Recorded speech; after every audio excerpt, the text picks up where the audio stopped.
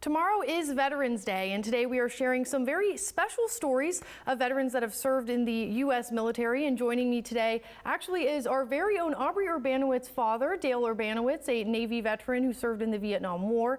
Thank you so much for joining me today. And I know we have a very special guest also joining us virtually, Bill Sheehan. He is the author of Together We Served, Stories of Combat Hospital Corpsmen Serving in the Vietnam Jungles. He will be joining us very shortly. But first, Dale, I wanted to talk to you personally about your service, if you could highlight what you did. Well, I graduated in 1967, and of course the war was going on, and my only option to move forward was to get drafted in the Army, and wanted to avoid that, so I joined the Navy. A bunch of my high school mates were doing the same. And in January of 1968, I went to boot camp, and I actually was trying to stay out of Vietnam. That's why I joined the Navy.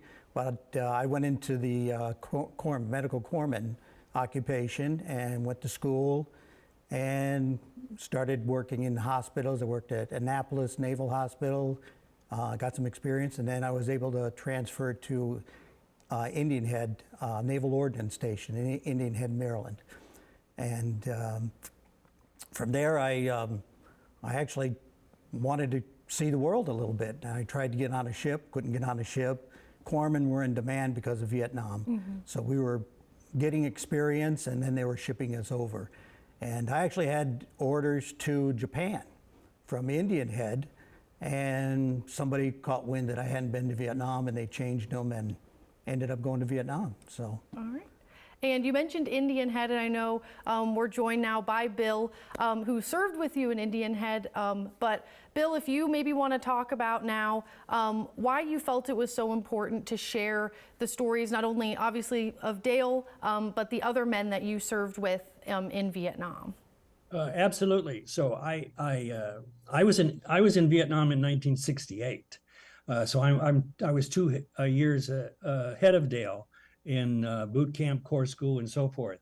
I served over in Rota, Spain for a while, and then went to FMF school, and then on to Vietnam. So when I returned to the States, I went to Indian Head, Maryland, and that's where I met Dale, and we worked together there for I would guess about a year. I was discharged, and then he went on to Vietnam in 1970. So I received an email several years ago requesting I come to a reunion for 1st Battalion, 1st Marines, which was the group I served with in Vietnam. And I started looking at all the names that were going to join in the reunion, and I saw a lot of familiar names. So I started contacting several of them. And I hadn't talked to these guys for over 50 years. You know, I wanted to leave that part of my life behind me and not think about it anymore. And but I started renewing acquaintances with some of these guys, and we were all telling the same stories. And so many of them said, you know, you have so many stories that you need to write a book. And I thought about it, and I thought, yes, I do need to put this in a book, but it wants to be told by contributors, not just by me. So when all these stories were contributed and I started to put them together in a book, it was amazing how similar the stories were. So I think I called Dale, I'm not sure, or we communicated by email, and I asked him would he contribute a story. He agreed, and so one of his stories appears in the book. And number 13 was a young corpsman that served in Iraq, and he was a highly decorated Navy corpsman, and was an amputee.